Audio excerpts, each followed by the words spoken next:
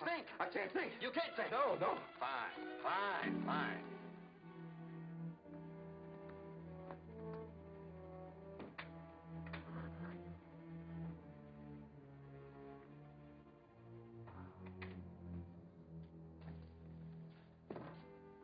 Oh, hello, Tracy. Hello, Cud. Who is it? I'm Tracy, remember me? I found your corridor door open, so I walked right in. Keeping rather unusual business hours, aren't you? You find out anything? Did you know that somebody changed the combination on Humphrey's vault shortly before the robbery? Mm-hmm. One of the conditions under which we wrote the policy. It's not unusual. Should be done periodically anyway. Do you know the new combination?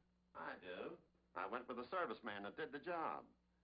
Do you know it too, Mr. Premium? Yes, as a matter of fact, I do. Say, what are you driving at, Tracy? Are you suggesting that Cud and I are in on this robbery? I'm not suggesting anything yet, but somebody provided the thieves with the combination on that vault.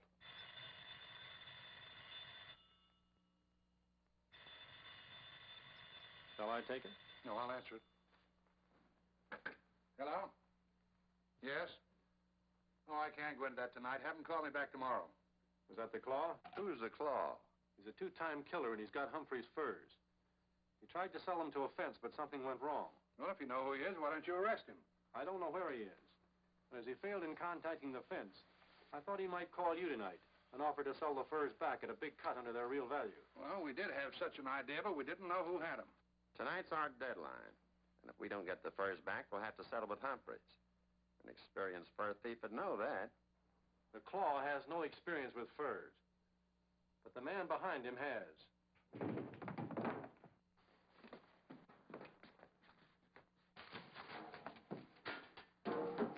Pat, what in the world happened to you? I've got it, Dick, I've got it. You've got what? The man higher up. Banning 1126. Well, who is it? Humphreys. Well, how do you like that? The guy figures to collect $100,000 on his policy and still have his furs. Are you sure of this, Tracy? I'm sure. And I've got a crooked finger to prove it. It adds up, Cud. Humphreys is counting on you buying back the furs tonight. Sure. He gets his furs back in the morning, plus his cut of the dough we pay to get him back. Then, Tracy, why don't you do something? Why don't you lock him up? Now, let me get my hands on him. By locking him up now, you risk losing your furs. And we might never catch the killer. But Humphreys can tell us where the furs are hidden. Don't you think he'll deny his connection with the crime? That means a trial, giving the killer more time than ever to skip town with the furs. That sounds reasonable. Well, then what do we do?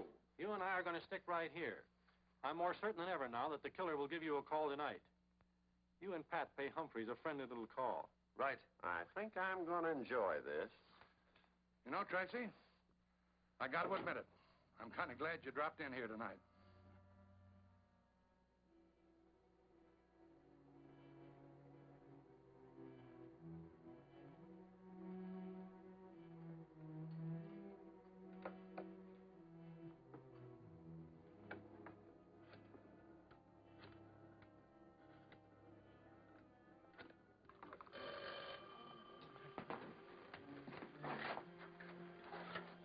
Hello? Is, he back there? I'll see.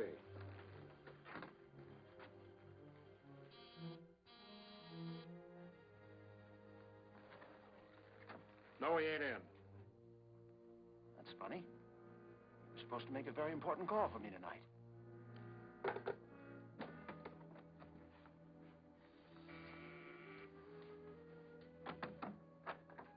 Why, Cud, I didn't expect to see you here tonight. Any news about the furs? Plenty. Oh, Humphreys, one of the first rules of our company is to always keep our clients covered. I don't know what you mean. Step inside. Just a minute now.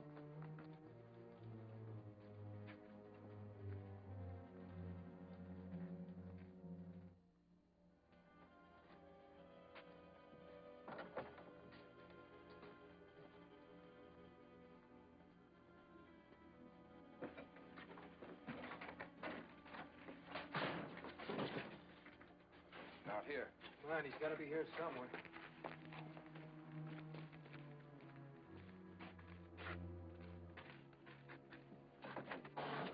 Hey, he's here. He's drunk. Let me see.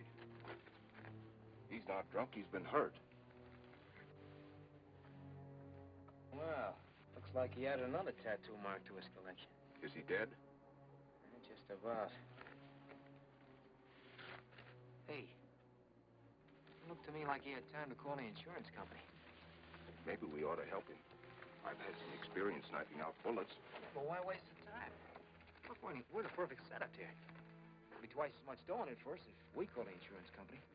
Just you and me. Yeah, but what's going to happen when he finds out we double-crossed him? By that time, we'll be seeing the world. Come on.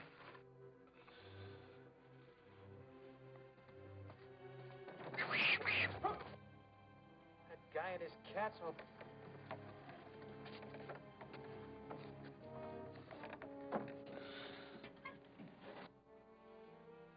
Maybe your hunch was wrong, Tracy. There could have been a slip-up somewhere.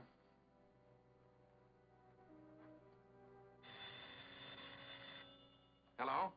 Is this the Honesty Insurance Company? Yes? Now, who am I speaking to? Peter Premium. Who's this? Never mind who this is.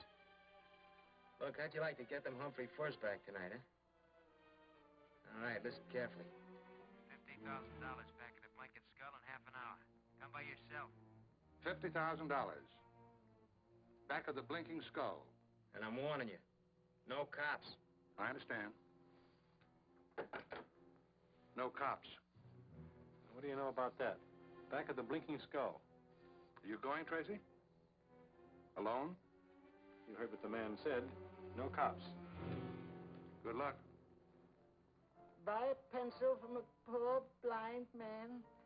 Buy a pencil from a poor blind man. Buy a pencil from... Prithee, a random shekel for a myopic mendicant. Peasant.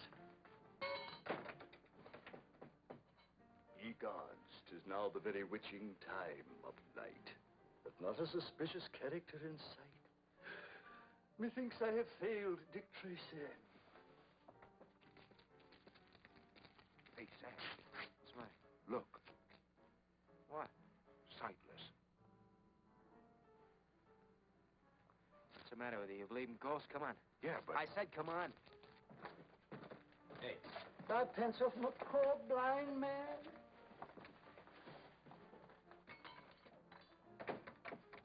Expecting someone to show in about 15 minutes. Let him in. And no one else. Okay, Sam.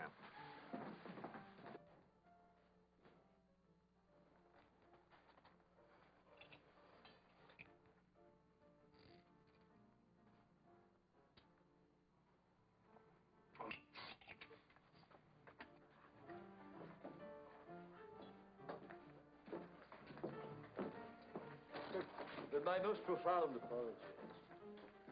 On your way, brother. We got to draw the line somewhere. There's no moochers. That epithet is applicable only to him who is afflicted with impecuniosity. Come again? Come again. I haven't left. There, keeper of the hooch. Okay, name it. Fetch me something savory and salubrious, concocted perhaps from citrus grown in the gardens of Granada, chilled by the snows of San Barita, served in a chalice by Cellini. Sorry, Bob, we ain't got any. In language comporting with your intelligence, lemonade. Lemonade? Dear me, doesn't anyone understand English anymore?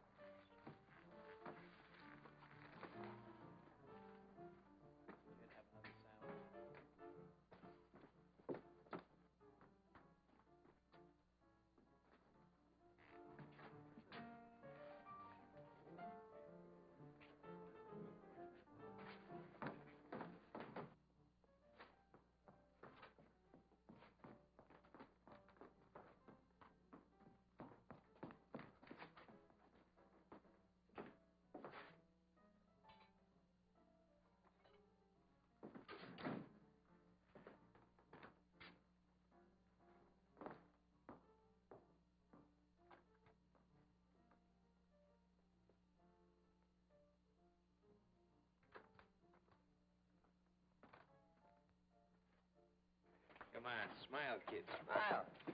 Another few minutes, you and me is gonna be 50 grand richer.